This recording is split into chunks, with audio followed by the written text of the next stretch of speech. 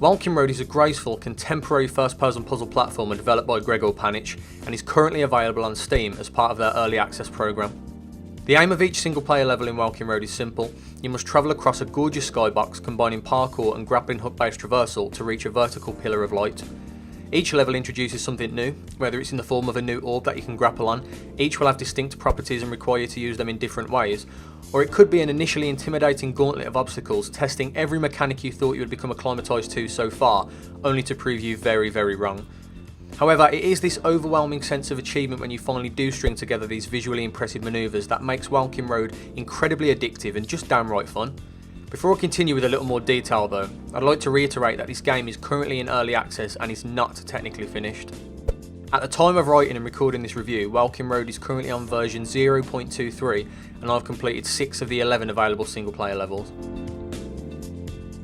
If you've ever played Mirror's Edge before, you'll be very familiar with the basic parkour mechanics of Welkin Road, and the two will definitely be compared to each other.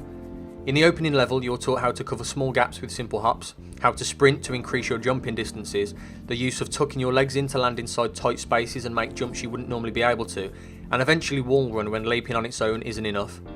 Even chaining together some of these relatively straightforward exercises and making your way to the first pillar makes you feel like you've just beaten Dark Souls using the DJ Hero controller. But it's not until you encounter your first grappling hook puzzle, and let's not forget this is a puzzle game, that you genuinely start analysing the route you must take instead of just blindly jumping off of unnaturally white squares in the sky without any real thought behind it. It's also the biggest but certainly not the only reason why it's enough of a contrast to the other game in the title of this review to avoid being stamped as an uninspired clone of it, but more on that later. I was recently describing this game to a friend, and one of the things I said, which I think does a great job in expressing how Welkin Road feels as a whole, is that it's one of the best Spider-Man games to never actually happen. Now that might sound ridiculous, and you know what, to be honest it probably is, but the dual grapple mechanic of this game works really, really well. Play this game yourself and try and tell me that doing this sort of stuff in New York while spewing terrible one-liners taking pictures for the Daily Bugle wouldn't be awesome. The concept behind using the grappling hooks follows the same theme of being very simple to understand but sometimes tricky to execute.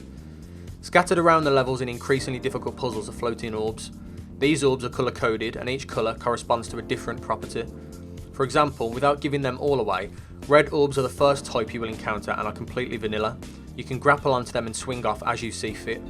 Then you have blue orbs, which will only stay active for a limited amount of time, so getting off of them is priority. And green orbs, which, once you're attached to one, triggers something to happen within that level, almost like a switch. And again, the concept is very simple, but you'll have to figure out how late to leave it until you tether yourself to an orb in order to maximise or, in some cases, minimise your swing speed and height, and even what side of the orb to latch onto, as sometimes you'll need to swing around a corner or back onto yourself. However, in some puzzles you'll have to manually adjust your grapple length while you're on the orb, and this can be achieved by using the Q, E, Y or C keys depending on whether you want to lengthen or shorten the tether and what hand you're currently grappling with. Each mouse button represents a different hand to use for grappling, and for the most part you can use whatever one you like to attach yourself to something. Once you've used that hand though, there is a small cooldown period until you can use it again, so when you're faced with multiple orbs without any platform to act as a safety net below, alternating between hands is the only way to make it through. Now grappling isn't exclusive to orbs either, but I won't reveal every obstacle the game has to offer.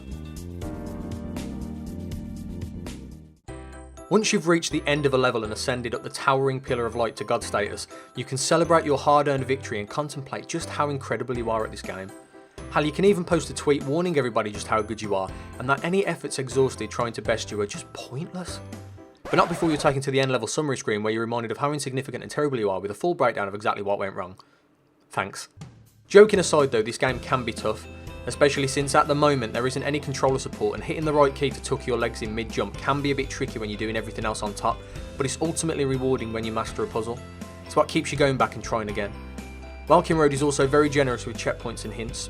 Checkpoints will respawn you pre-attached to an orb if it considers the previous area to be a particularly difficult one, for example, and hints are thoughtfully placed before a tricky section or show up after you've failed enough times to try and bail you out.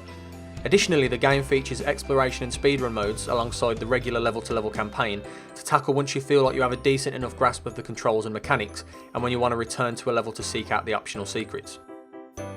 Now, I mentioned earlier that this game does a good job of being different enough from Mirror's Edge that it can proudly stand apart when it is compared.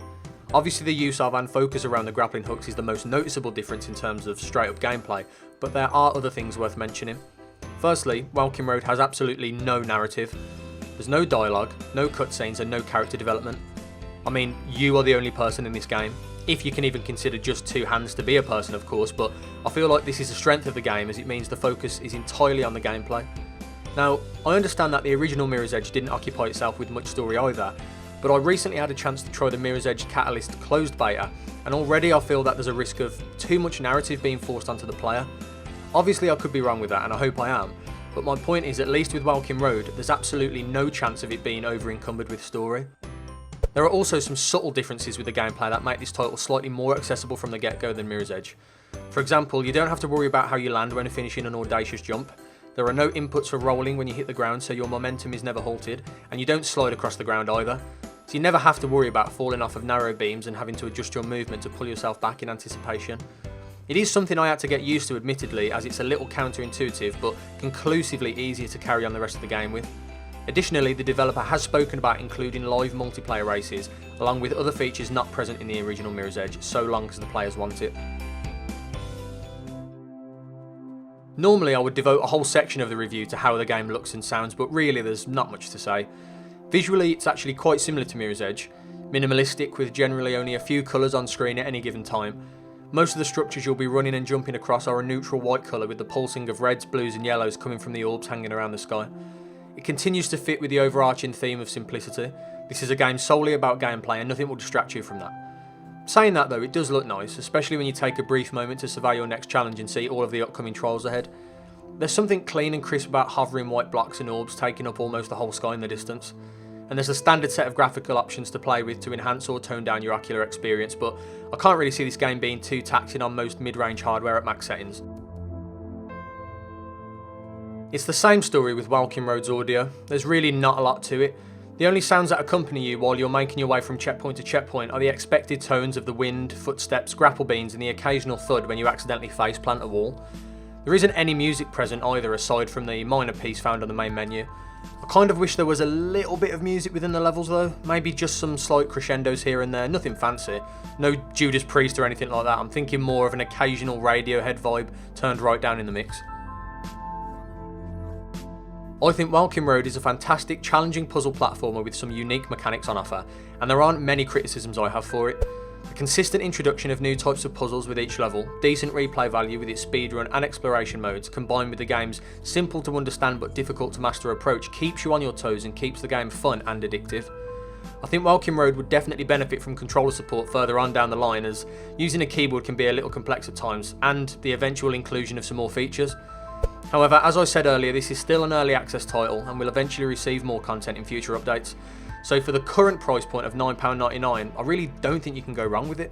Even if it is just something to scratch that Mirror's Edge itch while you wait for Catalyst to finally run, jump and slide its way into your collection.